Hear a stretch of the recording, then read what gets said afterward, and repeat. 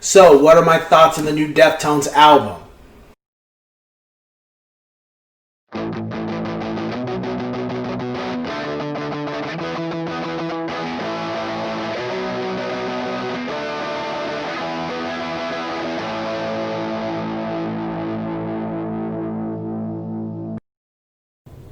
What's going on, ladies and gents in Cyberland?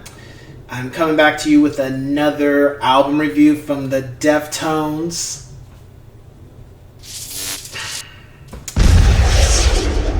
How do you say this name? I just say OHMS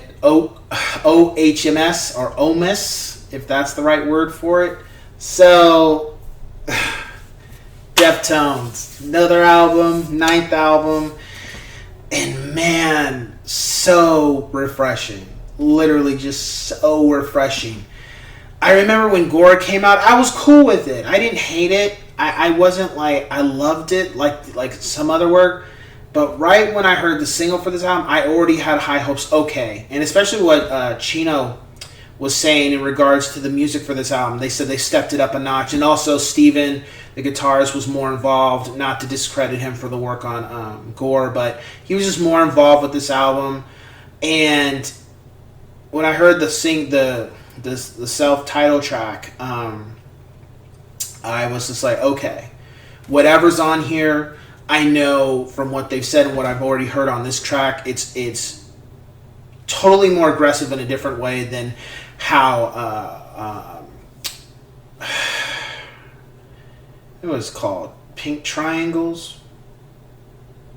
Anyway, the track from Gore, first track from Gore. I think it was Triangles, Pink Triangles or Triangles. I should know this because I'm a huge fan, but I just right now the song escapes me. But anyway, more aggressive. And then listened to that for a while, and then waited getting closer and closer to the release date, and they gave the title, and then they showed the album cover, as you see right here, and then Genesis dropped. And as soon as I heard Genesis, I was like, oh yes, this album's gonna be, this is gonna be great. Like, it starts out with this like minute of like the keyboard is just like playing this kind of elemental vibe where it's just like in a dream type phase state, and then you hear a little bit of Steven playing the guitar, but he's just kind of like, it's an echoing kind of thing, like he's playing harmonies. And then all of a sudden, you just hear Abe just go pop, pop, boom, and Chino just does his thing.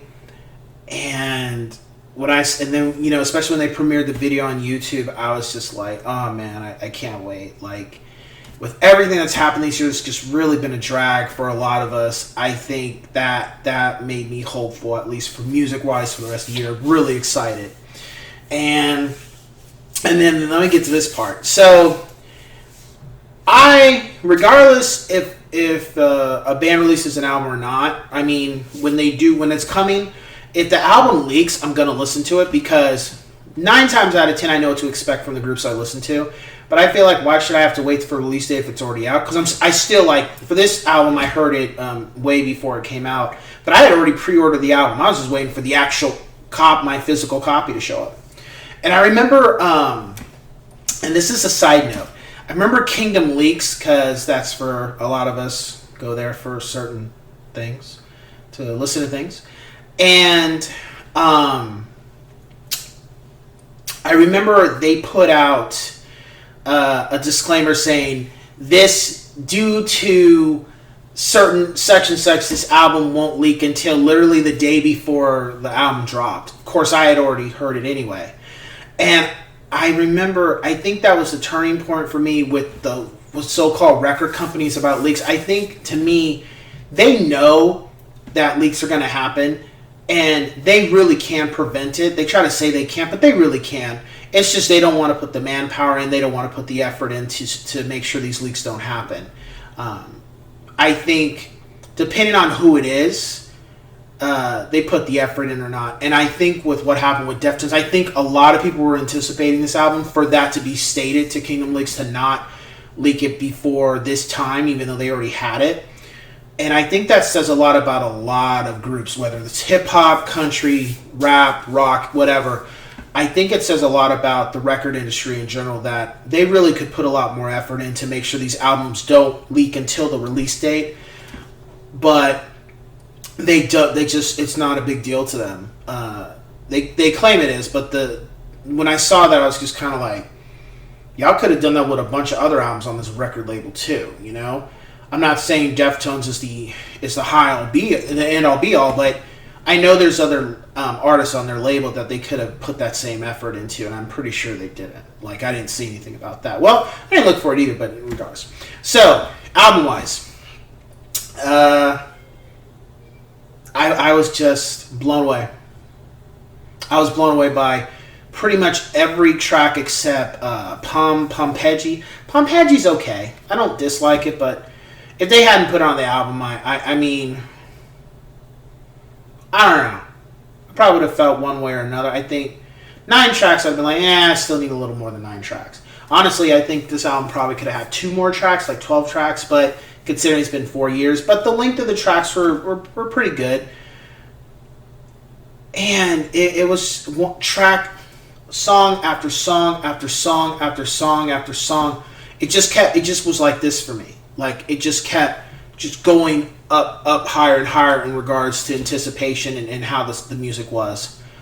And then especially OHMS, Indian Like It Did, that's a great way to end the album, in my opinion. I felt that was the stellar move that they did with that.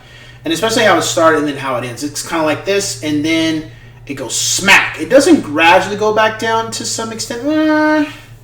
Yeah, it kind of does, because with Headless, it kind of starts grooving back down to OHMS or Ohms. I got to find out what the actual way to say that album is. It was just an amazing experience. I loved everything about this album. It's not my favorite Deftones. It's not one of my favorite Deftones albums, or I think after a few more listens I can determine it. I know I like it better than Gore. I like it better than Adrenaline.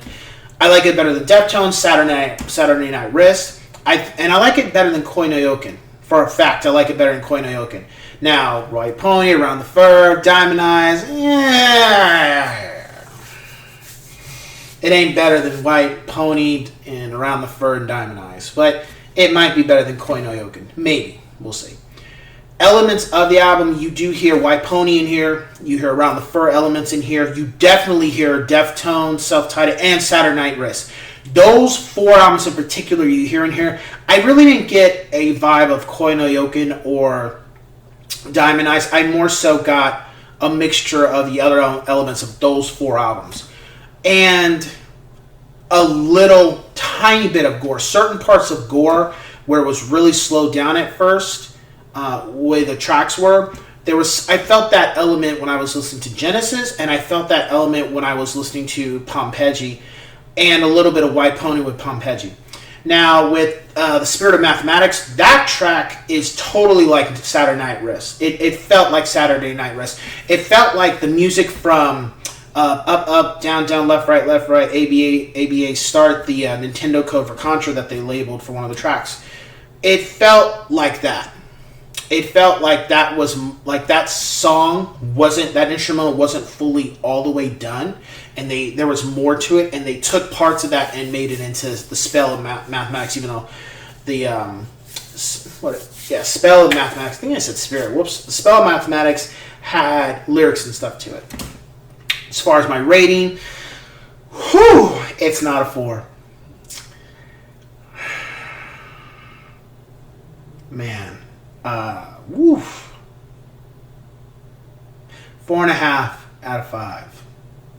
And I only say because of Pompeji. Pompeji just doesn't grab me as much as the rest of the tracks. I think if Pompeji was maybe more aggressive, I think it was the lyrics. The lyrics just, they weren't as good as the rest of the album. I think it was the lyrics. I don't think it was the music for me with that song. But I can still listen to it. I don't dislike the track. It's just, I think that holds it from getting a 5. As far as my top tracks, and what's his name? Sergio Vega, the guy who took over for Chi when Diamond Eyes, for Diamond Eyes moving forward. that bass riff he did on Radiant City, man, I love that. That at first, my favorite track was Ceremony, because it felt like I was getting those vibes from the other albums. But then as I got further to the rest of the album, and I was like, wait a minute, no, The Link is Dead is my favorite song. Oh, because that gave me like a Saturday Night Wrist vibe, but then also around White Pony Around the Fur. But then I was like, no, Radiant City. So it was kind of like Link is Dead, Radiant City, and Headless. Like I kept flipping between those three because I just was like, oh no, it's this one. No, it's this one. No, it's this one. No, we gotta go back to, and now it's been this review I could have given a lot sooner, but because I kept flip flopping with my favorite top 5 songs, I had to wait. That was one of the reasons why I'm doing this review so late. Because honestly, I think I listened to this album probably for 2 weeks straight. Everything I was doing, I was working out, doing games, doing real estate, going here, going there. This was the album. Just listening to this album. So top 5 tracks is Radiant City, and then This Link is Dead, Genesis, Headless, and then now this is where it was kind of funny because it was either Ceremony or Urantia. I'm like urine, Urantia, and unfortunately, Urantia is my 5th choice. Ceremony. It was a real hard toss between putting Ceremony in my top 5 or Urantia. And I think the more I listened to it, I just loved Urantia just a little more. Just a little more. However, Ceremony gets an honorable mention. This and the crazy thing is, it's like I said, it's like when it starts, it just goes boom, and it just keeps rising, and it takes a little dip, just a little dip, and it keeps rising, and then all of a sudden gradually comes down for getting down to Ohms or OHMS. So it was just, I loved it. I loved every bit. Thank you, Deftones, for releasing this wonderful album after 4 years. And the one thing I got to give you guys credit for is, like, every time you release an album, it's refreshing. It's never like, I rated such and such for this. It was just like, it was so refreshing to hear an album after 4 years. Because me, and that's one thing with a lot of the bands I listen to, they're not releasing albums like every 2-3 years now. Sometimes 5 years. Sometimes 4 to 5 years. 3.5 years, and it's not, now I'm thinking, depending on who it is, I think some of them, they want to put stuff out like Green Day. They just want to get music out because they want people to hear it. But Deftones, I think Deftones now, they're just like, they're older and they're at a state where when they release something, they want to release it when it's refined, when it's ready, when they feel it's good for the public to hear. I don't think it's more so like, oh, we got to put something out because they got pressure from the record label. I think at this point, they've got their fan base. They may get new fans or not, but they pretty much, it's like Metallica. They have their established fan base to where, it'd be great if they could put out albums like that every couple years. But now I think it's like them, like Metallica, they want to take their time, and when the songs are ready, they'll put them out. They just don't want to just put out something every 2 years like a product kind of thing. I think that they feel like, I think more bands now, as they're older, they feel that dilutes what they represent. Because, yes, first album, second album, third album is always maybe liked more than maybe the 10th album. However, but there's different elements where people come into the bands or into the music. However, when you take your time like what they did with this album, I don't have any complaints. I'm just going to say, well, I like this album better than the other. That's it. But I'm not going to say this was trash. I waited for and maybe that's me, but I have more respect for a band when they take their time, like Tool, and I'll get to a review for Fear Inoculum at one point. But I feel like when you take your time, even if it is 10 years or 5 years or whatever, I think the music reflects that, and I'm okay with that. I'm okay with waiting because then as a person, as a connoisseur of music, I feel like it was worth the wait. And I don't feel disappointed. most of the time, bands I listen to, when they take their time, I'm not disappointed by their work. There may be a track or two I may not like as much, but I'm overall, when they do like what Deftones did with this album, I'm okay. I'm happy. I'm satisfied. I hope the next album's not another 4 or 5 years. However, if that's what it takes for them to release a good quality piece of work, I'm okay with that.